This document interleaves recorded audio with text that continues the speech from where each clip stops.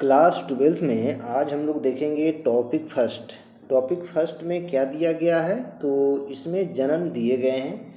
तो पहले एक बार जनन के सिलेबस को समझना ज़रूरी है कि आपको जनन में क्या क्या पढ़ना है और क्या नहीं पढ़ना है। तो देखिए, पहला ही टॉपिक में है जीवों में जनन, यानी कि जो जनन है इसका जो है कै पार्ट है, 1 पार्ट, 2 पार्ट, 3 पार्ट और एक और पार्ट है, 4 पार्ट है टोटल। यानी कि जनन स्वास्थ्य भी है जो इसमें नहीं है लिखा हुआ। तो 4 टॉपिक आपको पढ़ने हैं। अब इसमें से चूँकि 12th का जो एग्ज़ाम है बिल्कुल करीब है, तो हम किस तरह से पढ़ें जो हमारा बायोलॉजी कवर भी हो जाए और अच्छा मार्क्स भी आ जाए।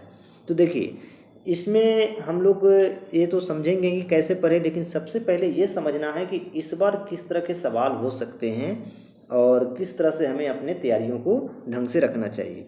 तो यहाँ पर छोटी छोटी बातों का आपको ध्यान रखना पड़ेगा। जैसे यहाँ पर पहली बार कि जनन क्या होता है। तो जनन मतलब होता है जनी जोड़ अन होता है। जनी का मतलब होता है जन्म देने वाला, और अनि का मतलब होता है माँ, यानी कि वो माँ जो जन्म देती है उसे क्या कहा जाता है, जनन कहा जाता है।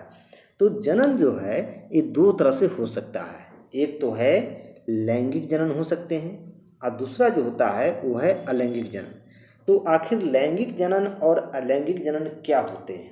तो लैंगिक जनन में क्या पढ़े थे आप लोग कि जिसमें मेल और फीमेल मिलकर जो अपने जैसे संतान उत्पन्न करते हैं उसे क्या कहते हैं, लैंगिक जनन कहते हैं। जबकि अलैंगिक जनन में ऐसा नहीं होता है, कोई एक ही जीव अपने जैसे संतान पैदा कर सकते हैं, जैसे बैक्टीरिया वगैरह आपने देखा होगा।